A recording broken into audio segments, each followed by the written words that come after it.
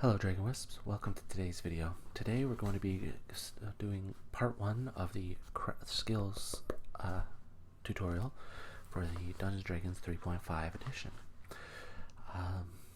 Don't forget to, as always, like the video, subscribe to the channel in case you haven't yet to become a Dragon Wisp, and if you would like to support the channel more directly, you can do so at the Patreon or shop link in the description below.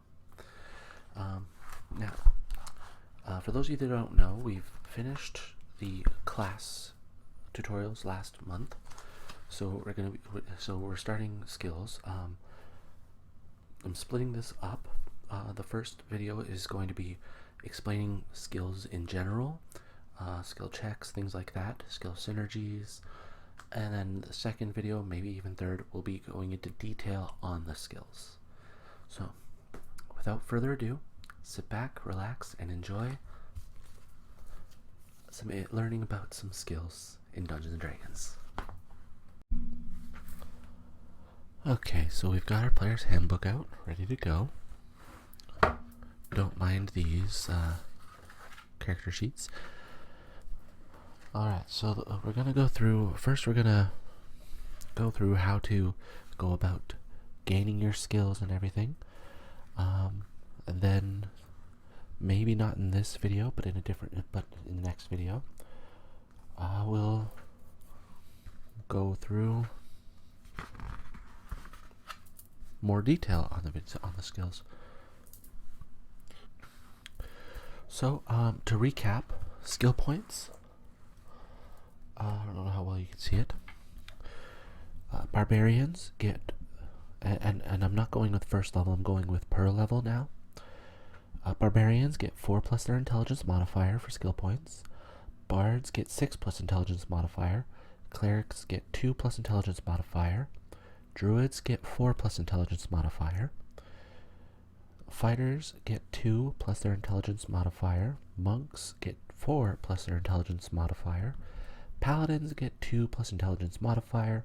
Rangers get 6 plus intelligence modifier.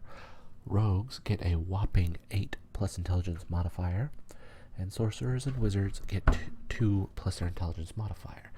Now, again, those are the skill points they get per level. Humans get more. There are also some other classes that are other races that receive more as well.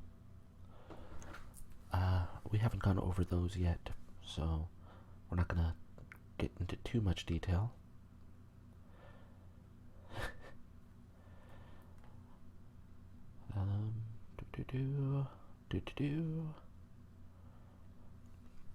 Okay, and remember, at first level, you gain 4 times your skill points.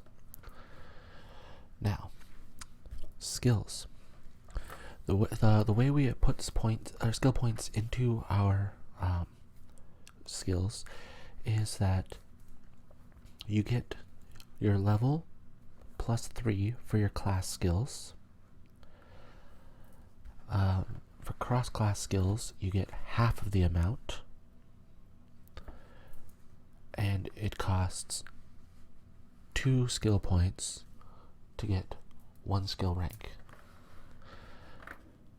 So, a lot of players will stick to their class skills solely because it's much easier that way. And then here we've got the class skill list, but we went through those with each class, so I'm not going to go all the way through to determine it. Alright, so now the way a skill check works is whatever action you're trying to perform, let's say opening a lock, for example, you would roll your d20 and you would add whatever your score is, your ability, like total ability score is for it. So that'll be your ability modifier from dexterity, skill points that you've put into it, so ranks, Any miscellaneous modifiers you would have, like an equipment bonus or anything like that, and that would be your total. And then your dungeon master would put it against a difficulty class or DC, depending on how hard it is. So a couple of examples. We've got a very easy DC, which is 0, and that's to notice something large in plain sight, and that would be a spot check. Easy would be a DC of 5, and that would be to climb a knotted rope using your climb check. Average is 10. That would be to hear an approaching guard using a listen check, because guards tend to, they wouldn't be moving silently. Tough is 15. That would be to rig a wagon wheel to fall off as a disabled device check. That would be good if, you're trying to get away from pursuers, so you sabotage their wagons so they can't follow you or something. Challenging would be 20. That would be to swim in stormy water. Obviously, that would be a swim check. Formidable, 25. So to open an average lock using your open lock check. Obviously, these are also subject to the dungeon master to make higher or lower depending on the situation. Heroic, so 30, would be to leap across a 30-foot chasm with a jump check. And then nearly impossible is 40, and that would be to track a squad of orcs across hard ground after 24 hours of rainfall. That would be like a survival check. Now, again, these are just examples. Your dungeon master can make things easier or more difficult depending on the situation. Now we've got some example opposed checks. So these would be your skill check against somebody else's skill check.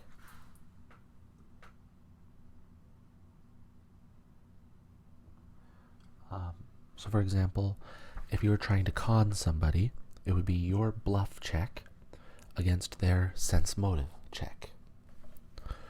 If you were pretending to be somebody else, it would be your disguise check against a spot check. Creating a false map would be forgery against forgery. In that situation, it would be their forgery skill to notice whether or not there are mistakes in it. Much like a scam email, finding little tidbits in there, like a spelling error or a punctuation error, anything like that. Hide from somebody. This is a common one. So that's your hide skill against a spot check. Making a bully back down, that would be intimidate. That one's a special one because that's a target level check, not a skill check. But we'll get more detail later on that one. Sneaking up on somebody, this is another common one, particularly for rogues, would be move silently against their listen. Stealing their coin pouch, however, would be a sleight of hand against their spot. Again, their spot, for example, could have modifiers on it, making it harder for them to spot, like they're distracted, somebody's talking to them sort of thing, or they've been drinking in the tavern.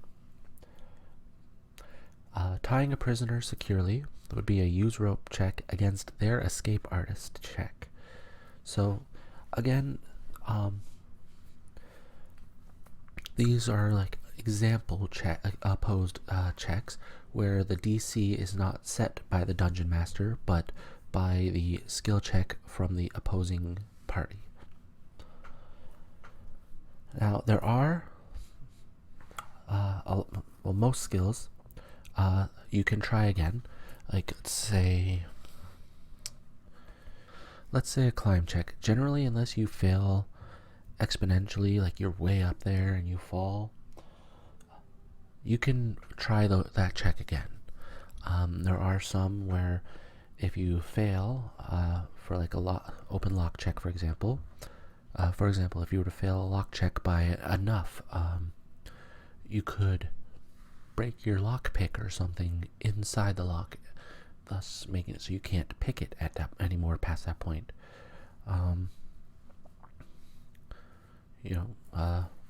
Again, climb check. let's say you miss by 5 or more, you fall, but you can get up and try again, provided it's not horrible. A heal check to make somebody stable. If it fails, they lose more hit points, but you can try again next round. If a skill generally carries no penalties for failure, let's see, what would be a good one?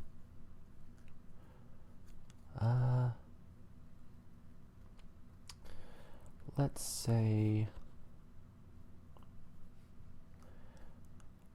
Alright, so most of the skills actually do have a failure, or like would theoretically have a penalty for failure, but that would be depending on the situation. So let's say you're doing a search check in an area that there's nobody else, there's no chance anybody's coming, like you're just looking for something. If you spend long enough, you can take a 20 on your roll. So then that'll be 20 plus your search skill, for example, to find whatever you're looking for. But again, that would require you to have the time to do so. You can make untrained skill checks, but as it's suggested, it would just be the ability score or ability modifier for whatever that skill is. So let's say climb, you would have a strength check, which would just be a base strength check because you don't have any ranks or anything in it. Obviously, the chances of failing are higher than somebody else who does have ranks in climb, but obviously their differences are small enough that you can do this skill on without being trained. There are, of course, some skills that you do require training in order to do it, like sleight of hand, open lock, things like that. You need to at least know partially what you're doing to succeed at that.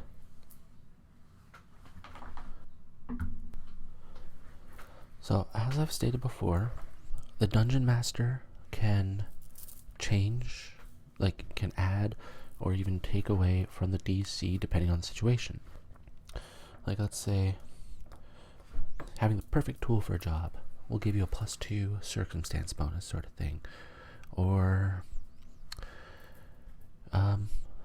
increasing the DC by 2 because you have an uncooperative audience, that sort of thing.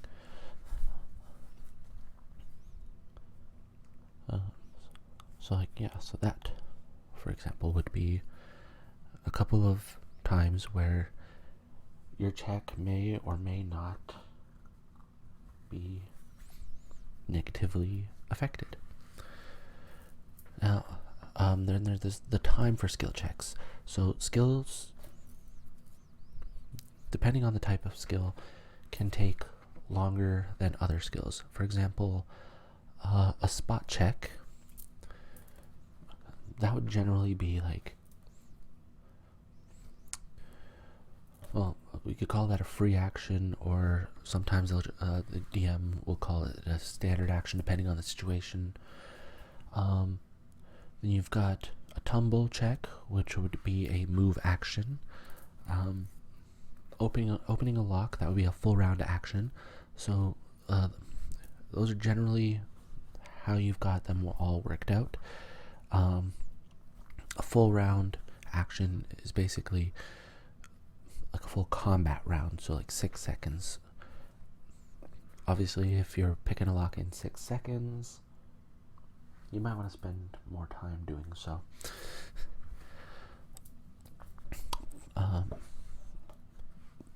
But yeah, so your DM can also increase or decrease the amount of time based on the situation. But generally, you've got your free, your move, your full round, and then you've got standard actions. But yeah, let's not get into that. So then you have practically impossible tasks. Those are things from a DC from 40 or to 60 or even higher. or like it's modified by like 20, like, oh, I'm going to pick this lock. Where you're increasing the DC because you have less than 5 seconds to do it. The lock itself is massively overheated. So a bunch of factors that get thrown together. Otherwise, sometimes it just becomes too easy. So then you've got next we got checks without rolls. So you can take a 10 on some checks. Where you're not being threatened or distracted, and it's not a super complicated task, so you can take a 10, because generally, you would automatically succeed anyway. And then, like I had said before, if you spend a lot of time doing your check, you can take 20. So if you had 2 minutes for a skill that would normally be checked in one round, you can take 20 on that sort of thing, provided you have the time to do so.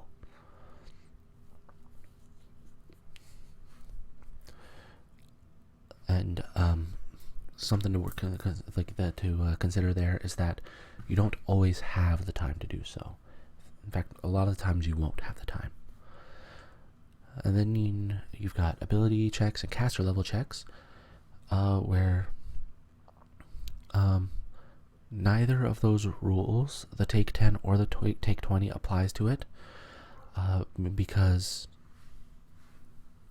those spells and spell resistance and everything have their own checks, as well as ability checks, because that's generally, let's say, a feat of strength or something.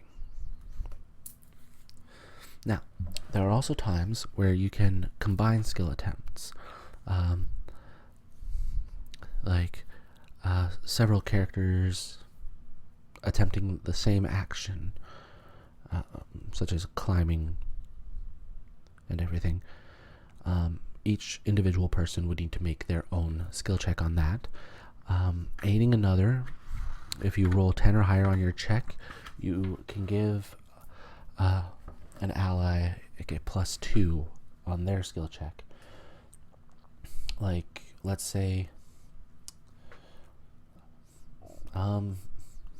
forging a letter, or trying to tell if a letter is a forgery. Your character, obviously you'd want the one with the highest forgery check to do the primary search on this, but your other character with forgery ability, aids them, rolls a 10, that's a +2, so they're trying to find that strange email from the Saudi Arabian prince asking you for $1,500 and he'll give you $1 million, sort of thing. And then there's skill synergies. This video is running long, so I don't think I'm going to get into detail on the skills. So I'm gonna go through the skill synergies here. Okay. So these are, if you have 5 or more ranks in a skill, your DM, obviously this is DM discretion, but generally it can give you a +2 bonus on a different skill. So for example, bluff, it's listed here 4 times. If you've got if you've got 5 or more ranks in it, you can get a +2 bonus on diplomacy, disguise checks to act in character, intimidate, and sleight of hand checks.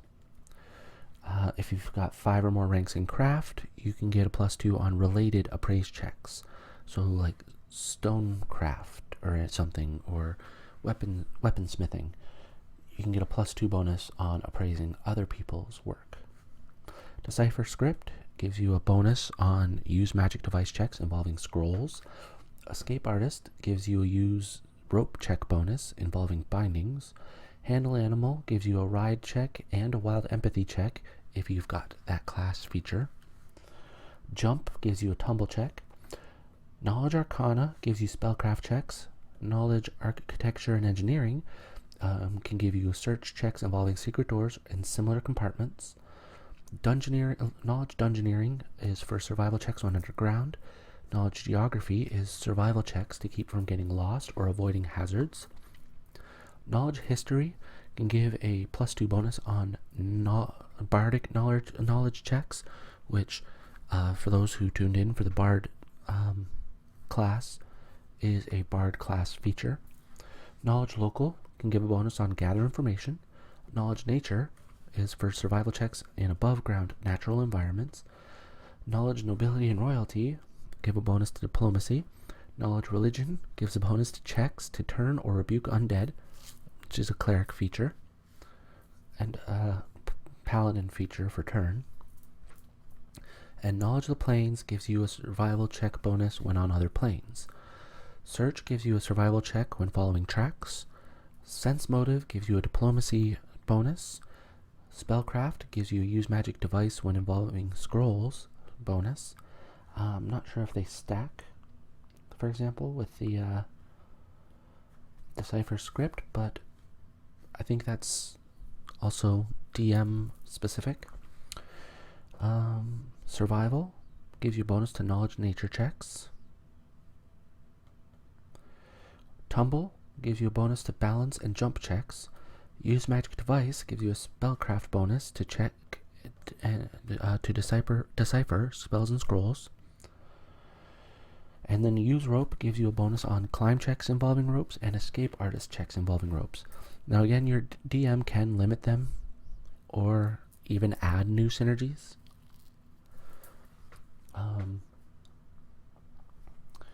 Like let's say